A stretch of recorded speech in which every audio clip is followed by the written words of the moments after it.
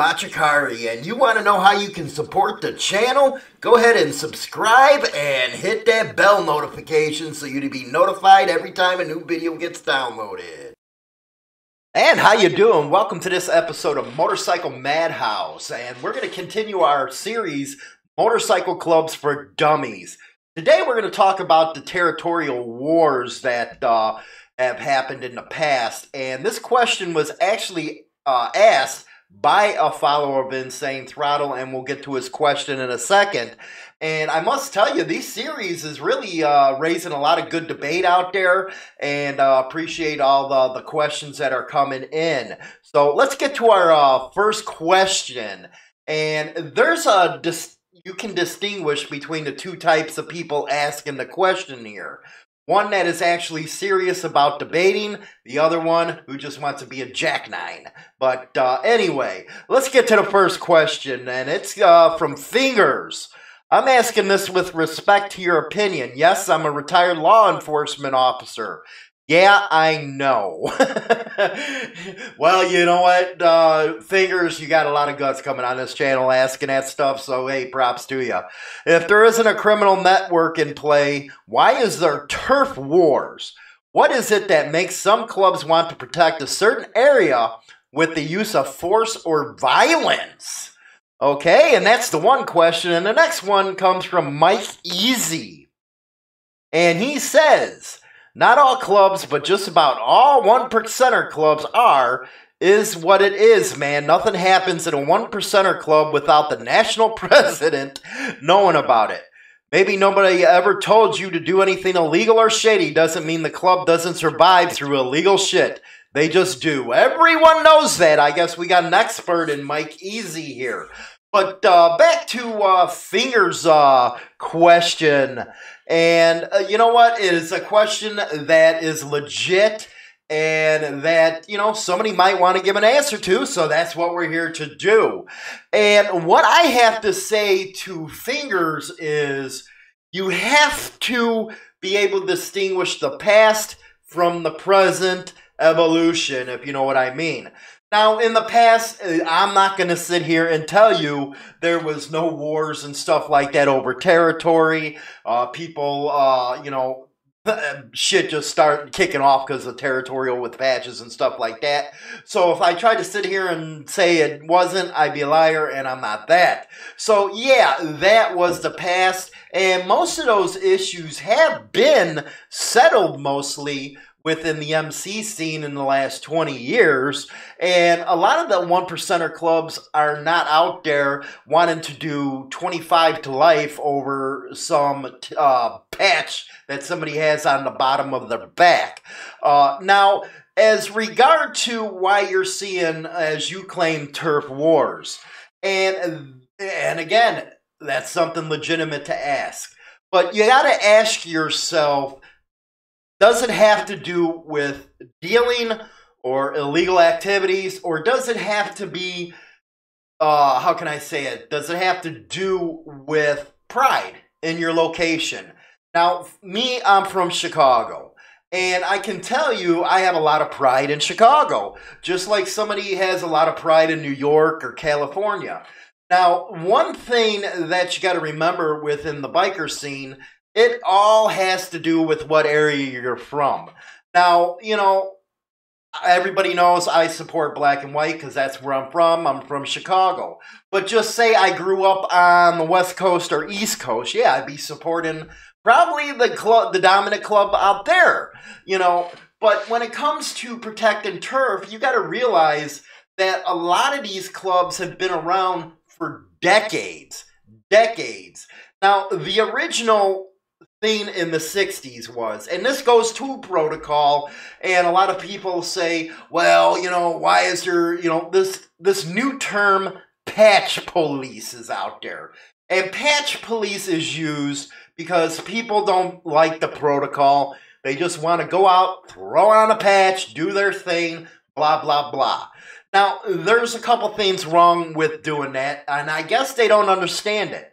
When you go through a legitimate club, and I mean you're going through the hang-around period, you're going through the prospect period, you're putting, you know, blood, sweat, and tears into gaining membership into that club, and then you turn around and you see somebody freaking just throw something on and act like, you know, they own the damn joint. You know, that's not going to sit well with anybody. You know, stolen valor, I guess you can say, is what it's like, because a lot of people equate it to stolen valor.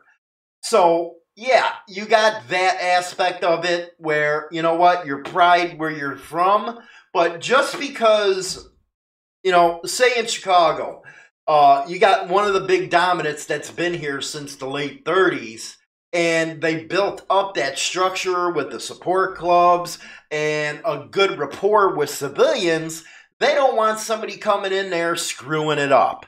Now, that's exactly what happened in the 60s when the clubs started expanding outside their home states, is the protocol came about where, okay, you know, our club's here, and you had these wannabes that would take their names. And this is one that Sonny actually talked about in his book about why protocol came along. And actually, you probably need to read that book, because he said if his chapter started up like they did back then today, it would be illegitimate.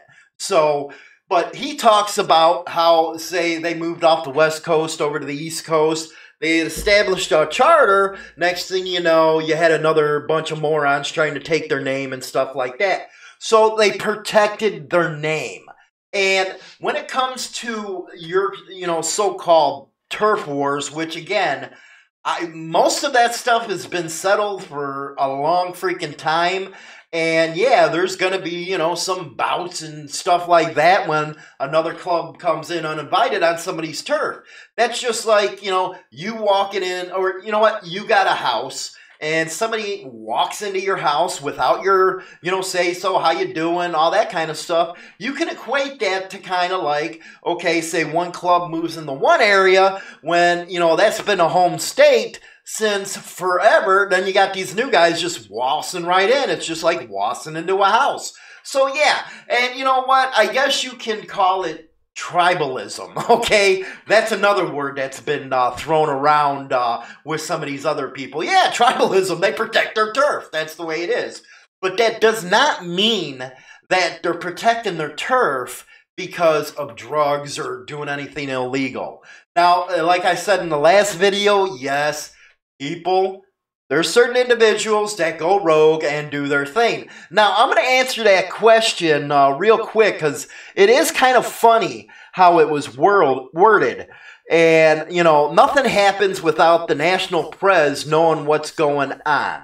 Now, all I can say to you is really, a national president has what, usually over 1,000 guys if you're in one of the dominants, shit, upwards to 5,000 people. And you're sitting here telling me that they're going to know every single thing that's going on with every single member, what's being played and all that stuff. That's just, you know what, that's just hypocritical. And that's something that the Blue Man Group would actually put out there, because it's their job to bring in the money, okay? The government's not only in the business of protecting its citizens, so-called, but it's in the business of making money. And the way these cops support themselves is to go after people, get their asset forfeitures, and all that good shit. But to say that a national president is, say, like a John Gotti, I don't know where the hell you're really getting that from. And to go back kind of on, you know, let's swing back on the territory stuff here. When you look at 1%er biker clubs, and I'm not, you know what, this is just my opinion and the way I look at it. Now, you're claiming that all these 1%er clubs are something like drug kingpins or criminal kingpins. Now, in Chicago, I have to say no. And the reason why I say no is because here you got Chicago is being ran by some hardcore criminal organizations. You got Outfit. You got freaking, not even get into the street gangs like the GDs or the LKs or something like that. Those are some pretty hardcore freaking street gangs right there.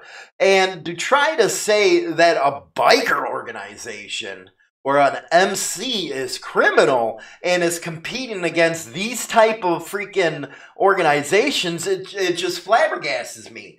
Where do you get that? Where, what, you get it off the media where you see a story or two built up over time where you say, okay, yeah, they're a criminal organization because of what a few people do? No, that's not how a fucking criminal organization or a street gang works. Everybody is in it for the money. Let me tell you, there's no brotherhood in street gangs. None at all. It's all about the greenbacks. It's all about power and all that good stuff. And to say an MC equates to something like that, and that's the reason why they're protecting turf. So, you know, as the first questioner say, that's just ridiculous, man. Because, you know, you got to look at it. A chapter averages about what? You know, at the most 25 guys, at the least 6. So you're talking about, okay, say you're in a city, a big metropolitan city, you got like 4 chapters. So you got 50, 60 guys. Well, a lot of these street gangs have hundreds within that area, and they're pushing the product, let me tell you. They're the ones that are bringing it in, and they don't want to deal with mid-level distributors, well, especially in Chicago. If you're not pushing weight, you're a nobody. And to say that, you know, clubs are going up against street gangs for the profits and stuff like that is ridiculous. Because the last time I checked, I haven't seen a drive-by on a clubhouse in forever, if you want to put it that way. But you got to use your brain, man. You got to get out there and stop being sheep. Stop listening to the news. And back to the national president thing, again, you know, how is one guy going to be responsible for all these people and what they do? What is it? Dude, the guy wouldn't have any time to sleep if that was the case. He'd be on the phone, be traveling everywhere to find out what's up. So, and there has been instances, and there's been one wrote a book, that fat fuck, but where the guys didn't even know what the fuck he was doing. So, you know, it's human nature. You got to remember, human nature is, most of the time, people are going to, if they're not really into what they believe in as a group, they're out for themselves and what they can use a patch for. And that's really gave the clubs a bad name, is because these individuals go out there and they cause havoc, and you know what? They were wearing the patch or they belong to the club, so now it's the whole club's fault because of what they did. And that's the furthest from the truth. That's why I argued that case in Pennsylvania. You know, I was one of the only guys online that said, push out what the club is in Pennsylvania. It was the point where the freaking plaintiff wanted to say the organization was responsible for the actions of all its members. And when that comes the case, then, yeah, you know, RICO comes easy for the feds. So, yeah, they were trying to backdoor with that civil stuff, unlike what they're doing with the Mongols and that farce over there with a RICO case. But the feds will try anything they can because why? Because they don't like the biker lifestyle. They don't understand it. They can't stand the way the culture of the biker is, the rebellion in it, how we do things. They just don't like it. So when they don't like something, they're going to go at you, and they're going to throw propaganda after propaganda out to the civilians to turn them. See, propaganda is a huge freaking tool, and it controls the masses. So, you know, we as bikers or in the motorcycle club community need to get out there and put our side of the story out there, because I know it's been, you know, the case where clubs don't want to talk to the civilians and stuff like that. But you got to remember, them civilians are going to be jurors, they're voters, all that kind of stuff. So you can't just let the one side throw its propaganda out there to make you look like a shit nut. And what you get when that propaganda gets out there is questions like number 2, where they say everybody knows a 1%er club is criminal. Now, in the last video, I talked about how it can cost upwards to $500 a month to be in a big 1%er club. God forbid, with the support club, it was, you know, half that, but it costs a lot of money. And people say, well, why should they pay that much money? Well, you know, clubhouses ain't free. traveling cross country ain't free. It ain't.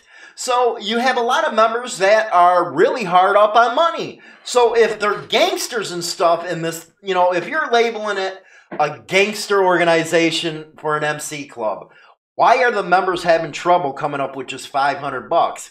See, I know a lot of street guys in Chicago. $500 is like $1. Okay, it's nothing to them. So you're telling me that all of these MCs are just huge into this drug business, into all this illegal shit, and their membership is broke. Really? And then you're going to tell me, well, you know, the top guys and stuff like that, they got money, blah, blah, blah, because it's getting... I say you're watching too much damn Godfather is what I'm telling you. Because that is not how it is. And really... The only way you're going to find out for sure for yourself if I'm telling the truth or if Leo's telling the truth is to go out there, get to know people in the club scene and hang around it. You'll see it right away, man. Yeah, you know, this guy, shit, I smoke weed like it ain't going out of freaking style, man. I've been doing that freaking since high school. You know, just because I'm a biker didn't change that. I'll smoke weed. And yeah, I did fucking party it up with freaking coke in the back in the day. But just because a cop pulls somebody over, a biker with a patch, and has an 8-ball on them for personal use, don't mean they're out there selling it or trying to make freaking money either. So use your freaking brains, man. And I really do appreciate Fingers' question.